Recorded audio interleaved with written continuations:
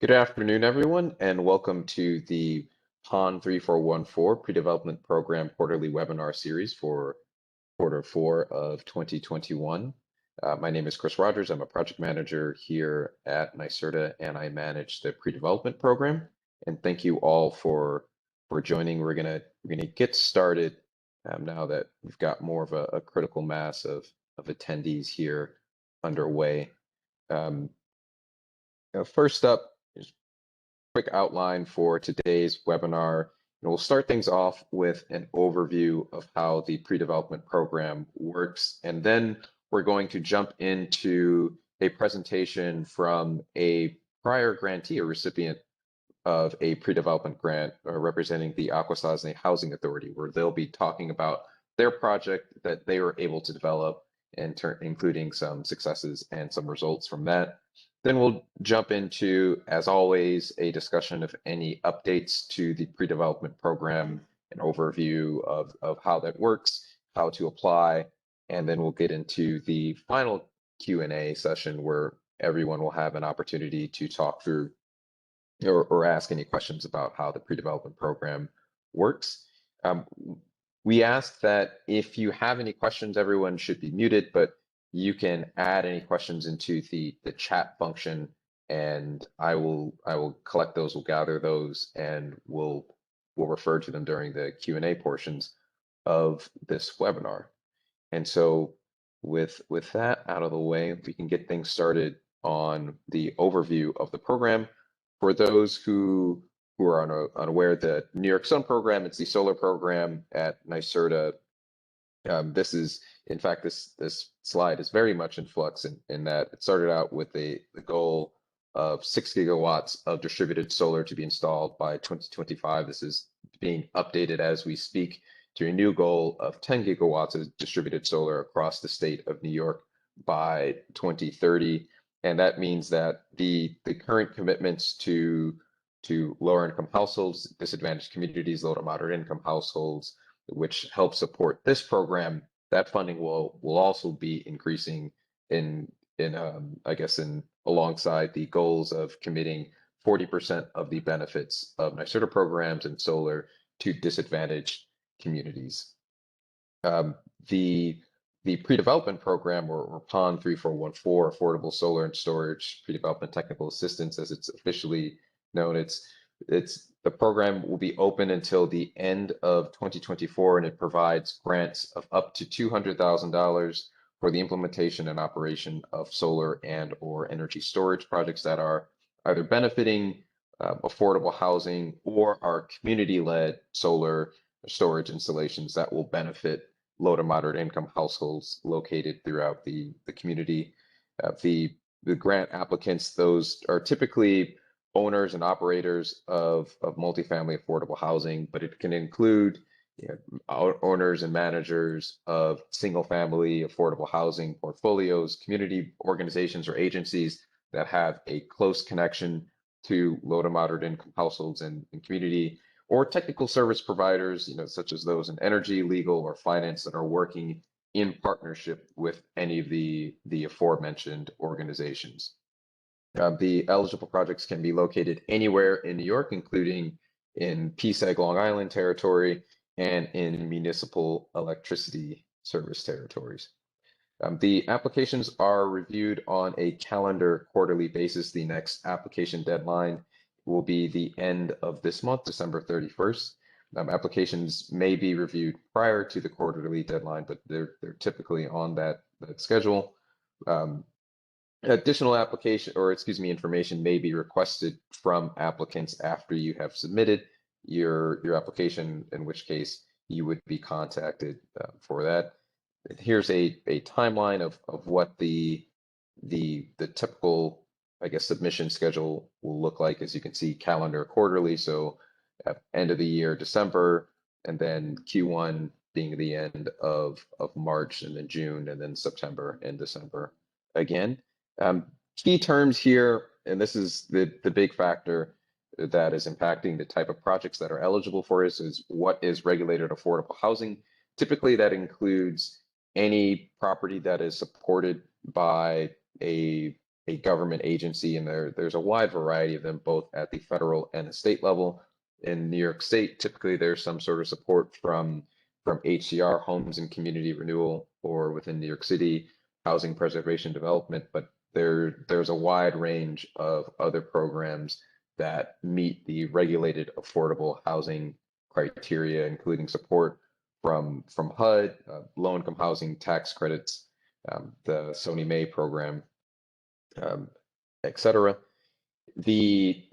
I previously mentioned that in addition to owners and managers of regulated multifamily affordable housing, you could also be an eligible applicant if you are a technical service provider, an energy, finance, or a related agency that is working in partnership with a owner and manager of regulated affordable housing. And that includes a wide variety of organizations, but typically there are those who are focused on energy projects. And in partnership, that's a key term.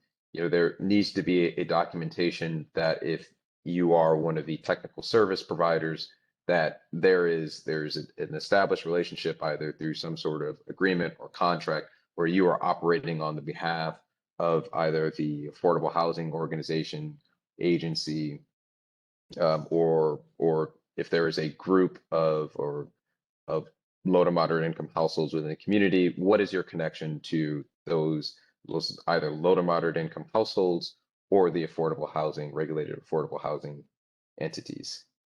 So with that overview of the pre-development program out of the way, I'm going to turn it over to the Executive Director of the Akwesasne Housing Authority, Elizabeth Jacobs, and the Finance Director, Kayla Hearn. And they're going to give a presentation about their project, which was supported in part by a grant from this program. And so, Liz, Kayla, take it away and let me know when I can go to next slide. Good afternoon, everybody. My name is Kayla Hearn, and I'm the Finance Director for the Akwesasne Housing Authority. And I'm here with Elizabeth Jacobs, the Executive Director. And we're going to be talking about our community scale Go Solar initiative. Next slide, please. I'm going to tell you a little bit about where we are in our climate, and then Liz is going to talk more about the technical stuff. So the Akwesasne Housing Authority is located on the St. Regis Mohawk Reservation. We're on the upper east, or the upper top of the United States. Something unique about us is we're actually separated by two countries. Akwesasne is also part of Canada as well as the United States, and two provinces in Canada, Quebec and Ontario, and New York State. Next slide.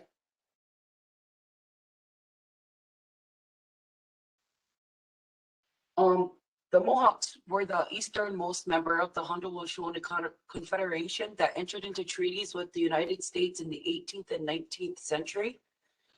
This is the Jay Treaty of 1794. The tribe is 19 square miles along the St. Regis or the St. Lawrence River. The tribal members were at 12.9% below the poverty line, and 7% of the population that is in the poverty line is above 65. Our unemployment rate is 9.6, which is significantly higher than Franklin County, which is currently at 5.4. Next slide. The AHA was created by the St. Regis Mohawk Tribal Council in 1984. We are a TDHE, a tribally designated housing entity. We were created to help tribal members with safe and sanitary housing and provide unemployment opportunities through the construction and extension, alteration, and repair and operation of our low-income dwellings. Currently, AHA has constructed a total of 405 homes for low-income members since 1984. Next slide. The Akwesasne Housing Authority's mission is to promote community and strength prosperity through safe housing, supportive ventures, economic development, and program efficiencies. All in the spirit of this mission is to strive and protect and educate our future generations. Next slide. AHA, we are on a HOSTA grant fund agency. We've received the Indian Housing Block Grant since 1998. We've done the following projects. We've helped to do a 12-bed tribal foster care facility, which we've leveraged funds for our water enhancement project and our sanitary system. We've created and managed the Akwesasne neighborhood networks. We established the Akwesasne Boys and Girls Club. We've provided construction assistance to the Partridge House. We built the Women's West Wing, and that is the only in-house drug and alcohol rehabilitation facility on the American side of the reservation. And we leveraged funds to and built the senior center in 1998, and we did a phase 2 in 2011 with AARA funds, and we contributed $1.8 million to our diabetes center. And we currently administer a rental assistance program for low income tribal members residing on and near the St. Regis Mohawk Tribe. Next slide.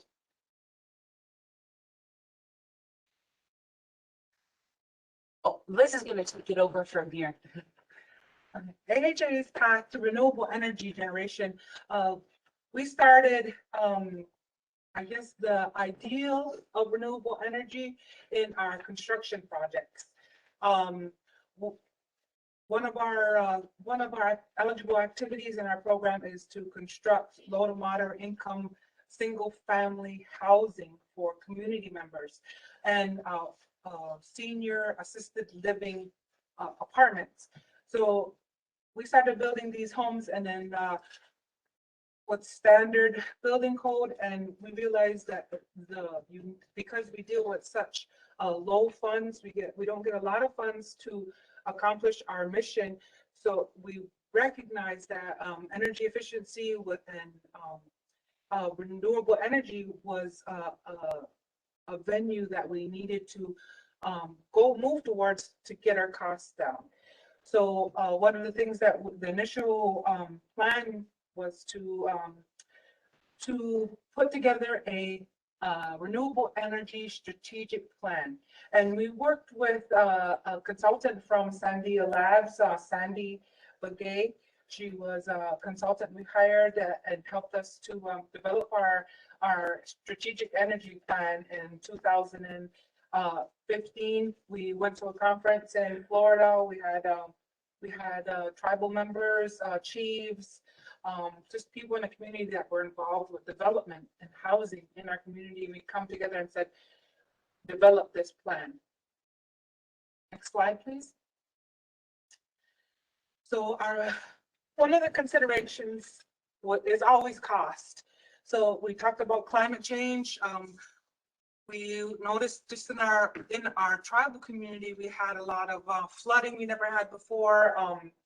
We had a lot of ice damming, just unique things that were happening in our community, high winds that were caused by climate change, and we didn't really have a plan to remediate it. So we knew that we had to do something, not just for us, for our community, to reduce our carbon footprint. And one of the ways was renewable energy generation.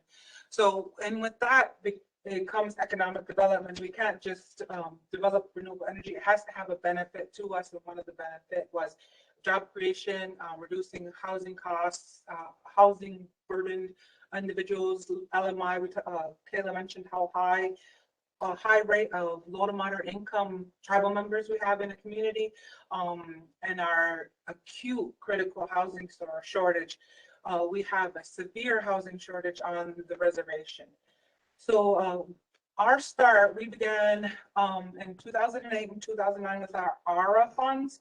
That was not Biden, but Obama funds to spur the development in the United States, construction development, economic development, just to spur that. And so we took those funds and we we expanded our Sunrise Acres complex, which is a senior independent living complex. And we knew that we wanted to put some of these ideas into that renewable energy designs, principles, systems into that complex. So we started speaking with consultants. We talked with NYSERDA. We talked with other organizations in our area, such as ANCA, which is helps us with economic development. There's a lot of resources out there. That's just the path we took. We started speaking with different people, looking at different sizes of renewable energy farms, just different options, geothermal, just getting ourselves educated on the different systems available to us. Next slide, please. So one of the driving factors behind our renewable energy is our climate. Our reservation is not located in an ideal location. We have high water table, high clay. There's a lot of, I guess, environmental issues that are choice limiting to us. So where we're located, we're on the St. Lawrence River. We have high wind chills up to 40 below. We have high winds now because of the deforestation that's happening around us.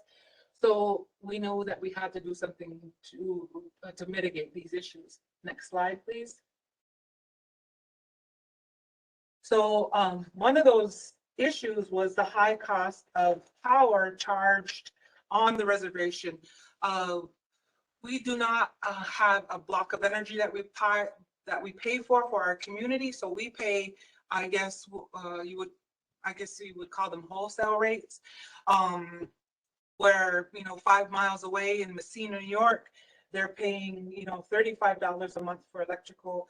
Our low to moderate income tribal members are paying $200 a month for the same electrical. So that's the disparity we had to work with in our community. We knew we needed to help these people because they were struggling. A lot of people were struggling between paying their light bills or buying food. So that was a major driving factor. Cost, always money. Next photo, next slide, please. So the project and objectives we knew that we had to go in was we wanted to reduce fossil fuels because of climate change. We wanted to increase tribal self-sufficiency. So we wanted to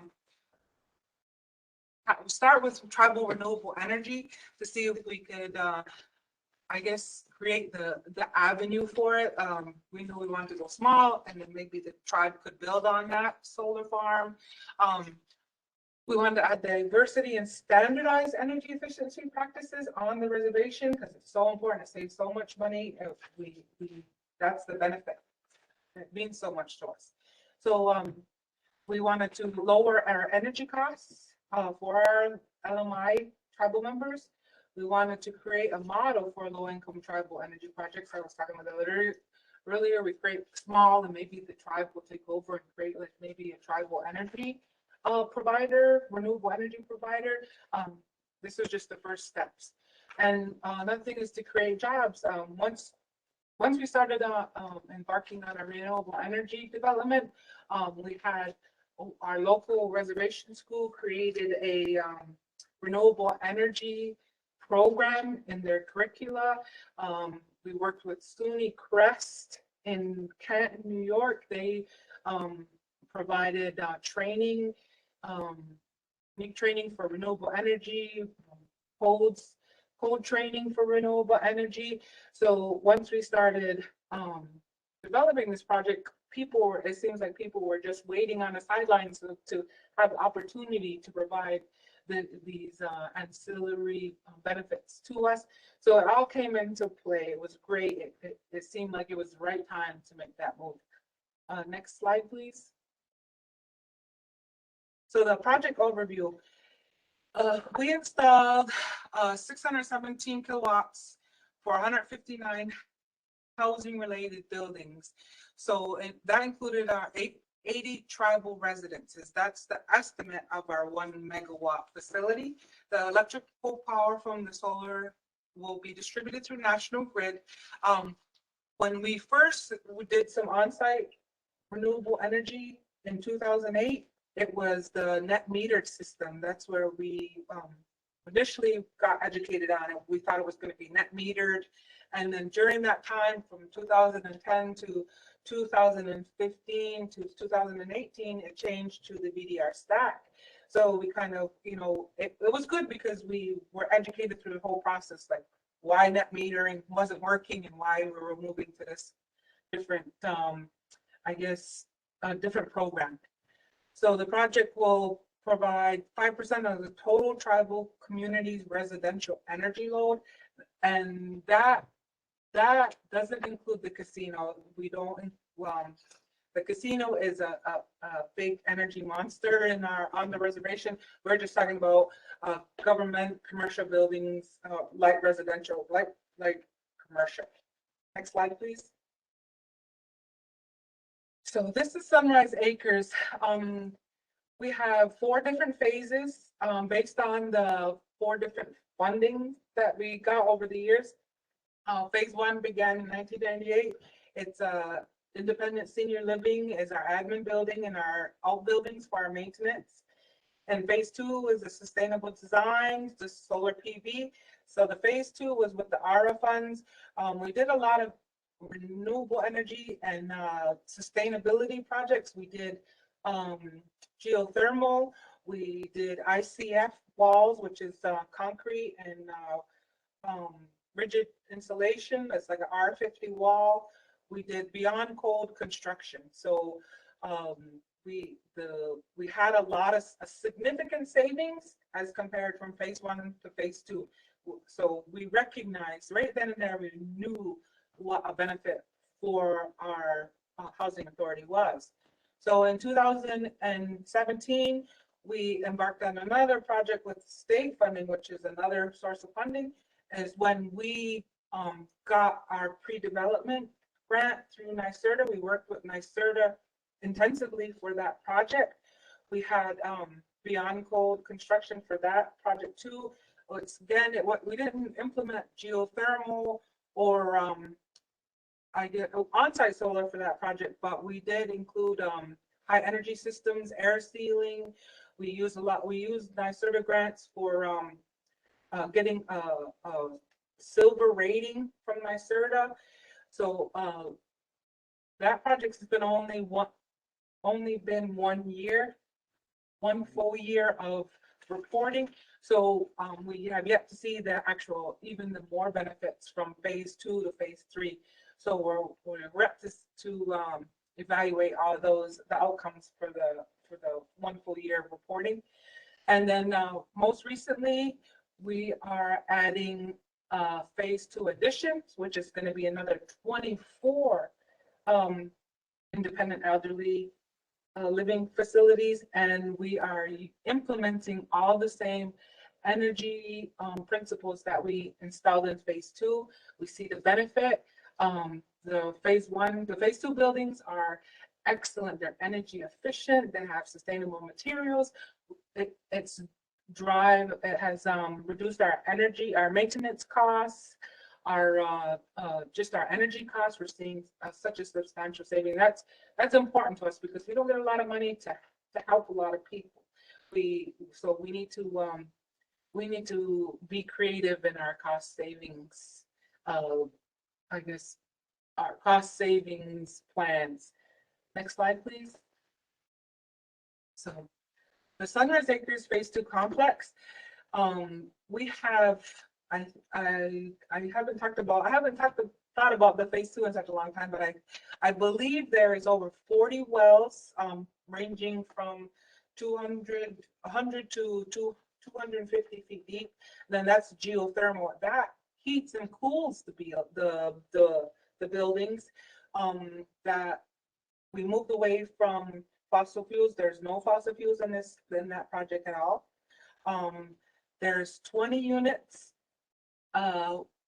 training facility, and a office rental space that we earn revenue off along with the rents for this project.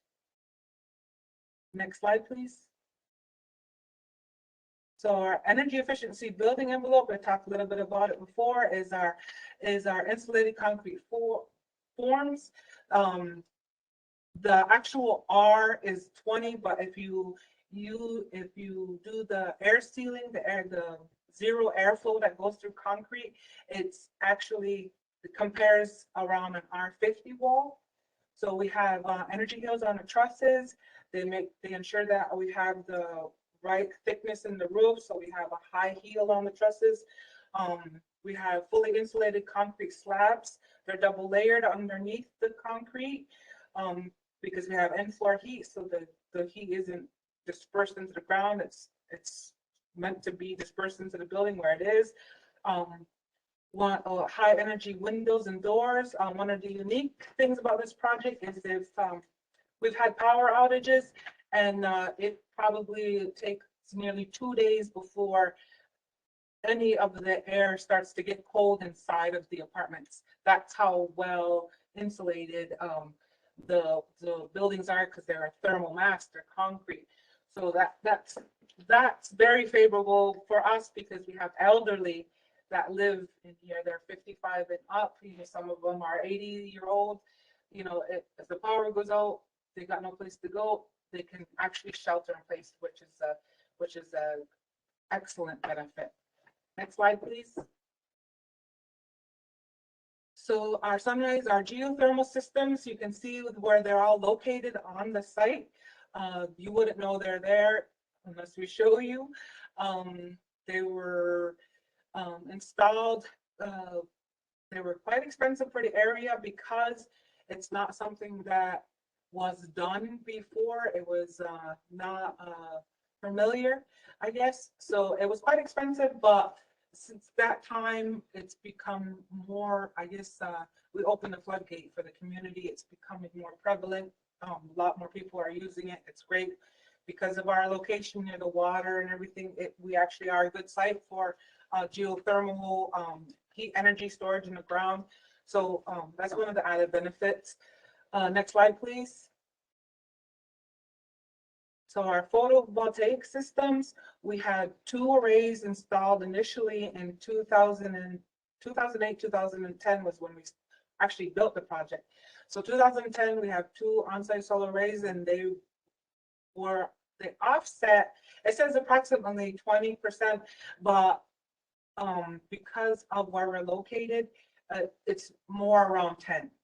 So, and then with the degradation over the years, so it's been about 10%. Next slide, please. So one of the things we wanted to do a comprehensive package. So another thing that we installed into our phase 2 project was passive solar hot water heaters.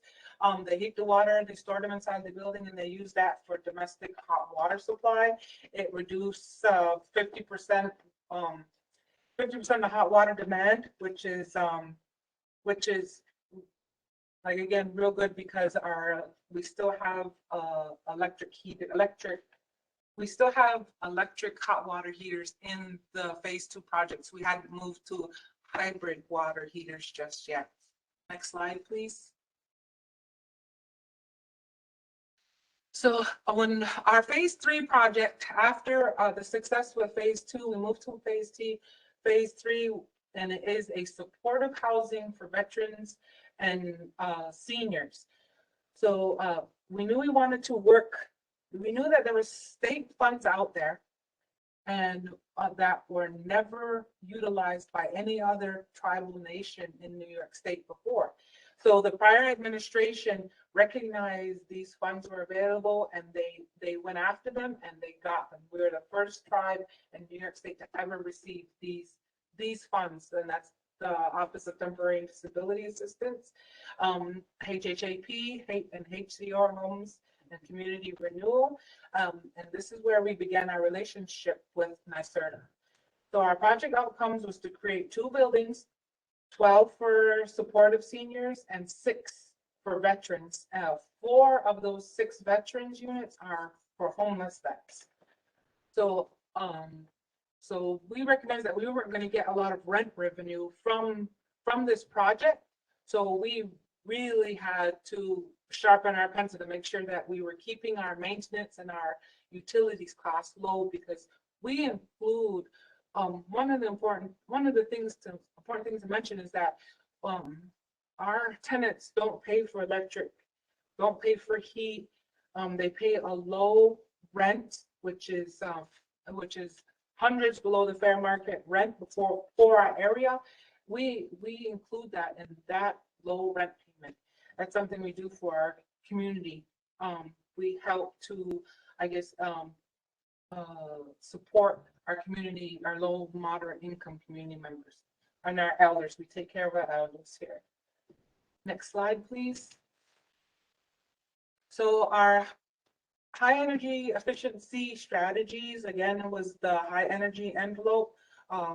We're quite comfortable with the ICF. We have no problem with it. We do it in all of our buildings. We're confident with it.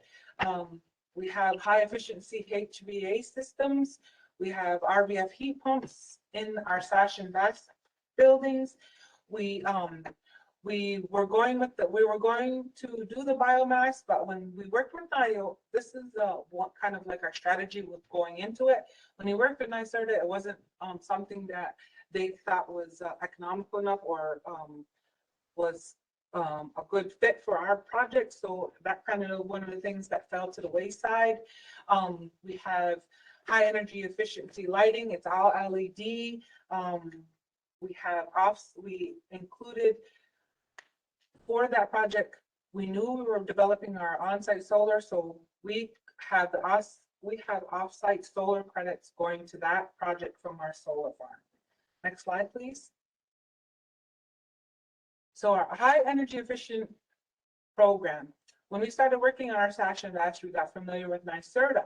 So one of the important things that NYSERDA offered was homes, I guess, it's Empower and AHP assisted home performance programs that NYSERDA offered, and we wanted to use some of the funds that we were getting from HUD to utilize that program for our tribal members.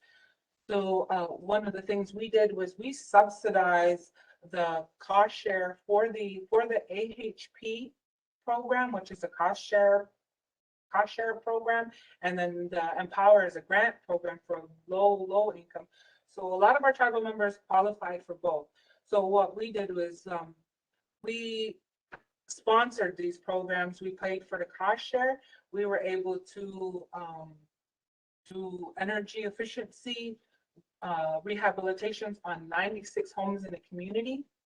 We saved the tribal community. The tribal community approximately $60,000 in savings per year, and we improved the health and safety of a lot of our tribal homes, which were probably most of the homes on the reservations are 20 years and older. So these homes were reaching a point of being substandard. So we were able, with using NYSERDA funds and our HUD funds, to remediate this situation, and we have a lot of happy, healthy people now because of it. Next slide, please. So one of the work that was performed under the High Energy Efficiency Initiative with NYSERDA funds was we utilized NYSERDA's energy auditing system. So NYSERDA subsidized an energy auditor to come in and audit all the 96 units. They paid for it. They did all the energy auditing, and they came up with these energy efficiency plans for each one of the homes. And we just used the energy auditor's recommendations to improve the energy and improve the energy of that home, and included all of these. And some of them were health and safety, like the smoke and CO detectors. We were able to approximately spend $10,000 each home to remediate a lot of the issues. Now, mind you, some of the homes were around $30,000. Like I said, they were at a point of some of them were ebbing into substandard. So it was a perfect time for this program. Next slide, please. So we talked about the Sachin Bass and how we were going to subsidize the energy savings through our solar facility. So it was at this time we began working on our solar facility. We applied for Department of Energy, the Office of Indian Energy Grant Program. We started, it was a process. It was a long process. We had consultants. We had to find the ideal location. We had to do citizen outreach, there's citizen participation outreach. We had to make sure that the community supported this tribal energy endeavor. We worked with them. We had different issues within the community. We have an antiquated electrical grid system here, where we initially wanted to put the solar farm. It couldn't go there because the infrastructure wouldn't accept it. It would cost way more to upgrade the system, which is the customer's cost to upgrade, to put it where we wanted to put it. So there was a lot of that.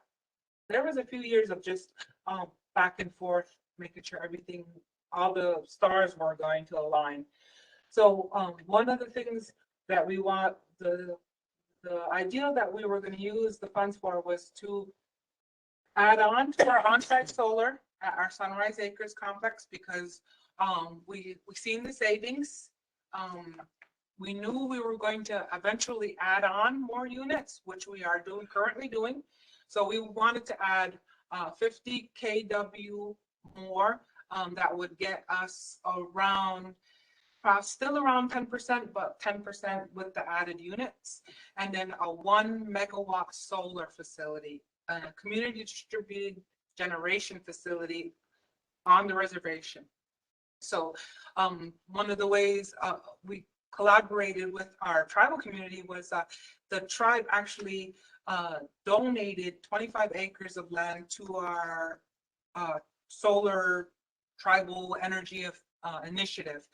So they allocated 25 acres just for tribal renewable energy. So, and it was in an ideal place. Finally, we were able to get National Grid to say, okay, we can do it there. So, which was a big deal for us. Next slide, please. So our 1 megawatt solar facility is monitored. We have a website you can go to. It's on the bottom there. You can see our production of our solar facility. It's a real interesting, I guess, monitoring system, because it tells you how much methane we're saving, gas, water, trees. One of the things that's really hard for people to understand is your energy savings or your carbon footprint reduction, because people want to see, like, you need to equate that to something. So I noticed that equating it to how many trees and how much water and gas and methane, people really understand, or they grasp the concept of savings we're actually creating. Next slide, please. So this is our 1 megawatt solar facility. It's located in a remote location on the reservation. You can't see it from the road. You can't get to it from the road. It's secured. It's across from the Akwesasne Mohawk Casino. It's, when we developed the project, the project site only ended up being 7 acres. So the remaining 18 acres could be developed later for more, like if the tribe wanted to do their own, if we wanted to add on more solar panels, it's available to us. Those 25 acres have been cleared environmentally for solar development. So we kind of, we created an avenue for future solar development in our community. Slide, please. So our community distributed generation, we are a certified, licensed New York State Public Service Commission to be a CDG in our community are under the VDR stack rate.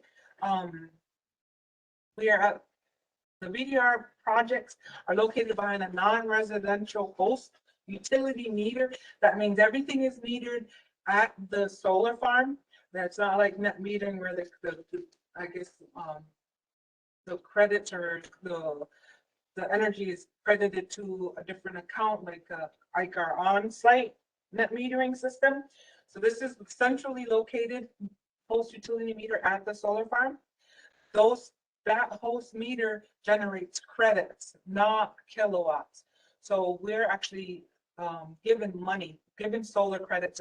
It's how we explain it to our subscribers is that you're given money, not kilowatts. The National Grid pays us so much for each one of those credits. They take off all your tariffs. There's taxes involved, a little bit of taxes involved, some tariffs involved, and we agree upon a rate that they're willing to buy the electricity from us. That's all spelled out in the power purchase agreement. We pay the developer to come in and develop the solar farm for us. We paid them. They installed the solar panels, got it all up to grade, worked with National Grid for the electrical surveys, the SIRS. We can have the whole system installed in compliance.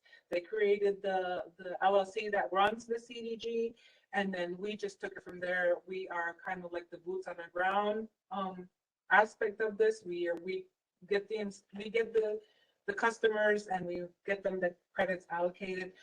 The developer actually owns the system for the next 5 years. We are a subsidiary of them. We distribute the credits. They own it until they get their money back. And after the 5 years, we are actually the owners of that solar farm after those 5 years. With the grant money though, we were able to prepay for the solar farm. So the solar farm is prepaid. So at the end of 5 years, we're done. We don't owe anything to them. They don't owe anything to us. And then we take over the full responsibility. Because right now, as the developer, as the owner, they are responsible for maintenance, repairs, everything. And it's a good system. We worked it out in our power purchase agreement. Next slide, please. So one of the things when I talked about adding on to new 50 kW onto our on-site solar, you can see in the photo on the left is our currently developing 24 units. We're currently under construction. So in the center are our existing units. So when we added on, we just added on to the sides of them. We already had the line there. It was easily tied in. It's all micro inverted. We just utilized the existing net metered, I guess, wiring that was already there. Each one of all the on-site solar arrays go to 5 different apartment buildings, so it's split up that way. We just added on to those units. We actually had enough funds left over because when we started the project in 2016 to when we actually started installing, solar panels went from $4 a panel to $2 a panel. So we had a considerable savings from initial, when we initially went after the grant, so our initial budget. So we had a lot of savings. So we were able to install 60 kW. We had enough to do 80, but because of the infrastructure couldn't handle 80 kW in our area, because I was talking about our antiquated infrastructure, National Grid through electrical survey only allowed us to do 50, but 50 is better than nothing. It's still cost savings for us every month. Next slide, please. So our aggregated net metering is our initial on-site solar. So back in 2008, that's what was available to us. It's no longer offered. How that works is those credits are are distributed to each one of those buildings. They could be on-site or off-site. I don't want to get too involved in it because it's not available anymore. But because of that system is grandfathered in, we opted to stay with that system for our 60 kW addition that we did recently. It says 50, but it was actually, it's like 50 point, it's almost 60. So we're just we round those numbers off. But yeah, so we worked with National Grid, and we wanted to stay with the system. The net metering was replaced by the value stack, but only for our 1 megawatt solar facility. Next slide, please. So our LLC agreement and our power purchase agreement. So I talked about our power purchase agreement. Our power purchase agreement is our agreement we entered into with our developer. So our developer, how the power purchase agreement worked was our developer would take over the actual installation and the ownership of the solar facility, but the AHA still retains ownership of the land. And we are responsible for the administration of the solar credits. So during the 5 years that the power purchase agreement is in effect, that the developer owns the solar farm to get the tax credits. Because we are a tribal nation, we can't, I don't say we can't, but it's not a benefit for us for the tax breaks and the green credits and the carbon credits that are available to us. We can't utilize them because we're a tribal nation. So that's one of the things that they utilize. So they're going to get their development money back and their profit during that 5 years. And then after that, we will take that over. The power purchase agreement, it was outside of our scope and capacity. We worked with we got some firms from NYSERDA that helped pay for some consultants we utilized downstate in Albany. There's a lot of people that are consultants that are familiar with the NYSERDA credits and how to work with the programming. We utilized one consultant, Paul Kruger. Yep. He was in Albany. He was great. He was a big part of our success. And then we had to spend a lot of money on consultants. It's not an easy process, but I guess once you've been through it, it doesn't seem so bad now. But at the time, it felt very hard, like it was just outside of our capacity. But we were able to persevere, and we're pretty successful at it now, and we've done more solar with it. So next slide, please. So I know we're going to do a question and answer period. So I just want to say, go and Spana, thank you, and peace to everybody. I appreciate you listening to our spiel. We're just scratching the surface. I don't want to inundate you with too much stuff, but there was a lot of issues that we had with this project. I want to talk about them right now as a standalone. So one of the things that we ran into with our development project was just the working with National Grid. Like I said, our infrastructure here on the reservation wasn't great. We don't have 3-phase power that runs through our reservation. It completely runs around us, but it doesn't run through us. So one of the things that the casino had to pay for some upgrading to the electrical system. So luckily we were able to benefit from that, but that was like a $300,000 upgrade to the infrastructure that the casino had to pay to get 3-phase to the casino, which is beneficial for us. But that was one of the things that our project, we couldn't have been able to move forward if that upgrade hadn't occurred at that time. We wouldn't have been able to pay for that. upgrade out of our grant funds or our leverage funds. We got $1 million in funds from a DOE grant, and we got 600,000 from an ICDBG grant, which is Indian Community Development. That is from HUD. So that was the 1.6 we used to develop the project.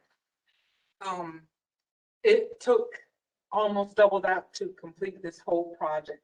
And if we had to pay for those upgrade fees, we would have had either to downgrade our projects or not be able to do everything we could do, even with the initial cost savings from the solar panels going down in price.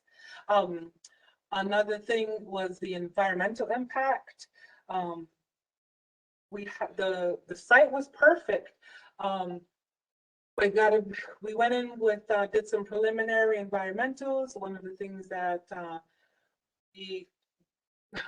like a turtle, like literally a turtle, almost stopped our project dead in the tracks. There was a at-risk turtle that was spotted on the location. We almost lost our whole solar farm because of that. There was that issue. We had to work around that. We had a TV tower. We had a TV tower within our initial project scope. That was our initial project site that was located within our project site. The environmental said, well, it's a perceived threat. So we ended up having to move our solar farm over like 2 acres to get out of there, like just to get out of that perceived threat of that TV tower. Because initially when we found out about the cost savings from the solar panels, we could potentially have put up a 2 megawatt solar facility. But when we went back to the National Grid, they said, no, well, that's going to cost you $200,000 to upgrade the infrastructure if you want to do 2 megawatt. So, you know, we ended up having to stay with 1. We could have did 2, but we couldn't afford the upgrade and do the project to the extent we want. So that was kind of upsetting to us. But we did the 1 megawatt. One of the added benefits of that was with the cost savings, we had a lot of money left over. So we did our on-site. We did our 1 megawatt, and then we did our on-site, and we had enough funds left over to utilize the NY-SERDA program again to do an energy audit on our administration building. So we were able to put a little over 100,000 into our administration building to upgrade this our building here, which is almost 5,000 square feet, for energy savings, air sealing, air exchange systems, heating, and air conditioning that even saves us more money operating costs. That was great. So, you know, we didn't get 2 megawatts, but we were able to do you know, some energy efficiency upgrades to our admin building. One of the things that affected us was COVID, because we were still initially finishing the project, the big 1 megawatt, and then COVID hit, and we had a hard time. We ended up spending a lot more money than we were anticipating because of COVID. There was a lot of issues. We couldn't do our outreach to our community because of COVID. Yeah. We had labor shortages. We had tribal restrictions. We couldn't get the people here, the qualified people here to do some of the installations. So we had a workaround with that. And Hey, Liz and Liz, because we're coming up on the hour, and I wanted to kind of split that out, the conversation about COVID, but also you were talking about the interconnection challenges, upgrading the infrastructure, because I think that is a really key point for this project. So as I understand it, what had happened was that you went in with the goal of trying to develop a larger solar project, and the interconnection upgrades were going to be cost prohibitive. Yes. But with your work with the consultants and the utility, you found basically an alternative solution where a smaller project that was within your cost threshold, and so that was the solution for the infrastructure upgrades, was basically exploring with the utility what was feasible on your property so that you're able to go forward. Is that an Yes. accurate summary of what happened? Yes, yeah. Which is, I think that's a point that's really interesting to a lot of, I guess, housing authorities who are exploring projects. They're finding barriers with interconnection, and it turns out that maybe resizing a project or designing it a little separate or differently, you can still go forward, and that was a key turning point for this 1 megawatt facility. Yeah. Yeah, Um, it was at one point, you know, it almost destroyed the project. I mean, we looked at all the options, we had all this money, and then we've seen the cost savings. You know, one of the things with grant funds, you can't give it back. When you say you need this much money and you get that much money, and then you say, oh, I don't need that much, I got to give it back, it doesn't look real good on you. You know, it doesn't fare well on your reputation for project development. So, you know, and DOE told us that's straight out of their mouth. So that's not what we're assuming. DOE says, you need to spend this money because this is how much you said you needed. You need to spend it because it's not going to be real good for you if you give it back. So, you know, we got stuck in that, and we didn't know about those upgrade costs to the infrastructure until after the SIR was created. The SIR was the standardized interconnection review was applied for. So you don't know any of that until all of these things start to play out. So you can't, there's no way to anticipate what the electrical survey is going to need from you. So, and when you have to upgrade the infrastructure system, it's not a small cost ever. So, and then going back. Oh, sorry. Go ahead. Oh, well, if we wanted to do 2 megawatts, they said that we would have had to install another substation because 2 megawatts, what happens is that it back feeds into the system. The infrastructure on the reservation isn't reliable. It is antiquated. They gave us all kinds of reasons, and I said, well, it's not safe. We would have to do another substation. You know, that could be 3, 7. They wouldn't even know until they went all the way through to do all the budgeting. So if we had to pay $700,000, it wouldn't have been worth it at all. It would have been, it would have never we would have never developed it. And then one last thing on or taking it back to COVID. You mentioned the challenges of developing with COVID, but there are also a silver lining in that once the project was developed, you were able to confer some benefits to tribal members to help them weather COVID a little bit better. Could you speak to that benefit a little bit? Yes. When we first started offering our solar credits, we didn't get a lot of buy-in from the community. Well, one of the things that was happening within the community was ESCOs. We had a lot of ESCOs come in and get people to sign up thinking that they were going to get lower power.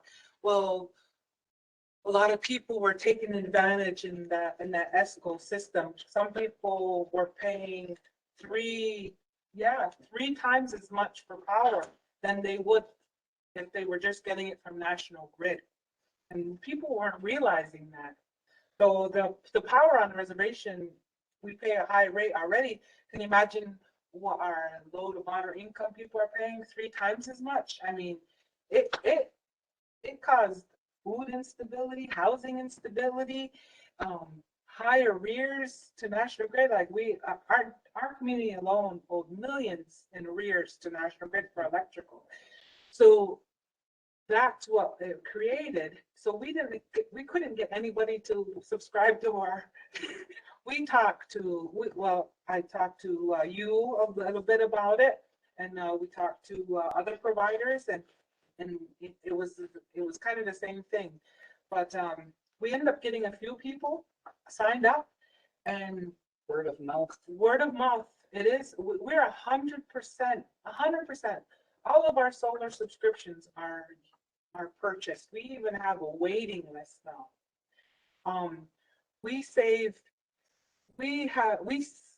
Because we used HUD funds. HUD funds restricts us from providing services to non-low to moderate income households, families, households. So we have to only provide to low to moderate income families, households on the reservation with these solar credits. So some of them, we were able to save 86% on their electric bills. We went in, when we did the PPA, we knew that this was going to be an altruistic endeavor. It wasn't for profit because we're a not-for-profit housing entity. So we opted to do a 1-to-6 ratio. So the people come in, they save 87% on their light bill. They only pay 16% for that 100% of power that they're getting from us. That's a considerable savings for people in the community. So we have over almost 98 people in our program now.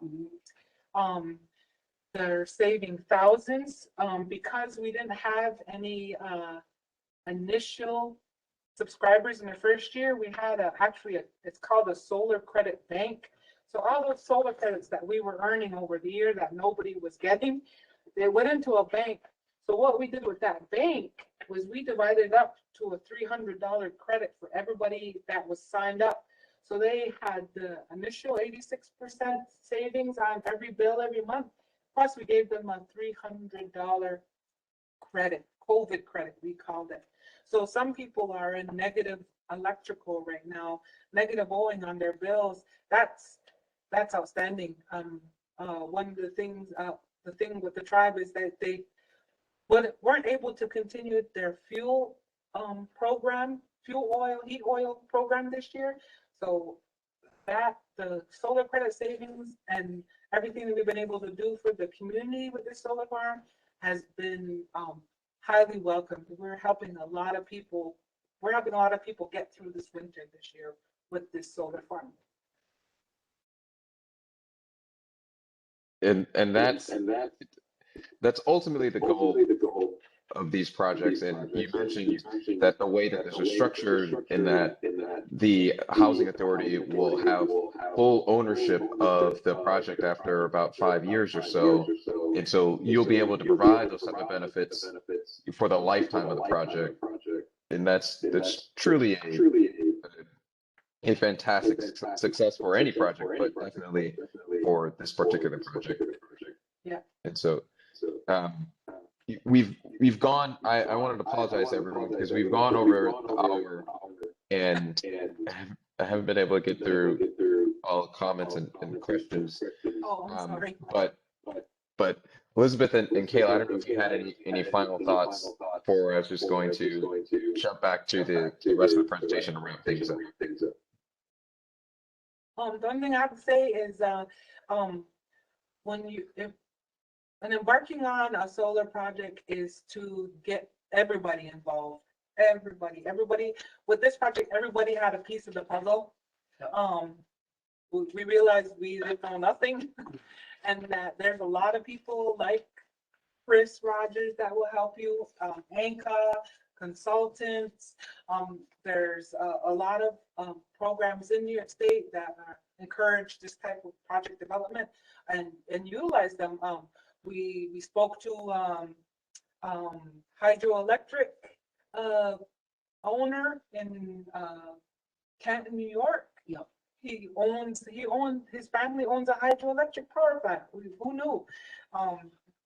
Got a hold of him. It's just networking, just talking to everybody, and we talk to housing authorities downstate. Like, just reach out to everybody. Don't think you can do it alone. Don't silo yourself in a project like this. It's too important to the community and the environment to not give it everything you have to. And if National Grid tells you no, go back and ask them if our project's too big, how much can we put there? Yes. Yeah. And that was the key of getting our 1 megawatt. Yeah. Well, Elizabeth and Kayla, thank you very much for this presentation. Your contact information, you were gracious enough to include it in the slide, and anyone can reach out to me afterwards, and I'm happy to connect you with Elizabeth and Kayla talking about this project. But thank you again for presenting. You're welcome. And so with that, I'm going to wrap up the rest of the presentation with fairly quickly discussing program updates and any relevant information. So while on this slide there it states that there hasn't been any major changes since we incorporated additional rules for projects that are also going to receive the Inclusive Community Solar Adder. What I really wanted to take this time to talk about are the ongoing proceedings related to the Future of Solar white paper. I mentioned at the beginning of this presentation that the overall goals and distributed solar targets for the NY-Sun program are increasing from 6 gigawatts installed by 2025 to 10 gigawatts installed statewide by 2030. And alongside that, with the requirement that 40% of the benefits go to disadvantaged communities, which is a term, the full criteria are still being defined, but there is the overlap with low to moderate income community and households. There's a proceeding before DPS right now, which is going to provide more details on what the future of the megawatt block program will be. That will have significant implications for all distributed solar in the state of New York, as well as for projects that are targeting regulated affordable housing. There's a possibility for changes related to the community credit, which will be of particular interest for those who are developing projects within New York City. It expired about a month or 2 months ago. And so for those who are targeting the development of new projects, especially those on multifamily affordable housing, I would encourage you to sign up for updates. There's the standard solar announcements from NYSERDA. I would say also track the proceedings online or at the DPS level, but not everyone is familiar with that. And so I would encourage you to look out for announcements from NYSERDA soon, because there will likely be some important changes that will impact all community or all solar projects, especially those impacting multifamily affordable housing. I mentioned this before, but there's a new adder for projects that dedicate a portion of their community solar, portion of their capacity, and commit to a minimum savings discount for low to moderate income households. It's known as the Inclusive Community Solar Adder. There are a number of projects that have already applied for this added incentive. For projects that apply for or that will be receiving Inclusive Community Solar Adder funding and are also applying for pre-development grants, we are asking that those projects commit to a higher bill credit discount, as well as a minimum allocation percentage of the project that must go to low to moderate income households. These requirements are detailed within the full funding rules for the pre-development program, and so you can find those. But I would also encourage you to reach out to me directly if you have any questions. Essentially, if your project will be receiving Inclusive Community Solar Adder funding and you're applying for a pre-development grant, you will need to make sure that there's a slightly higher threshold that has been met. Lastly, I'm going to wrap things up with a brief overview of supported activities for pre-development grants. As I mentioned before, a recording of this webinar as well as the slides will be uploaded to the pre-development program website.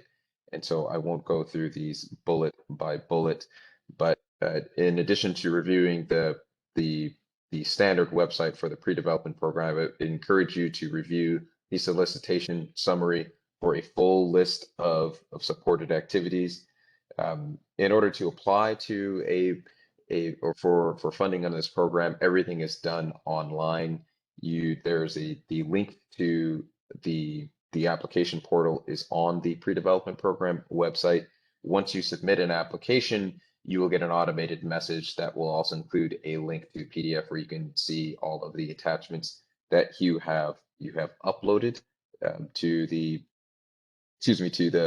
your application. And with that concludes this quarterly webinar. Thank you to everyone for attending. I would encourage you to reach out to me for any follow-up questions. Again, Elizabeth and Kayla, thank you so much for presenting, and everyone enjoy your afternoon. Thank you. Goodbye.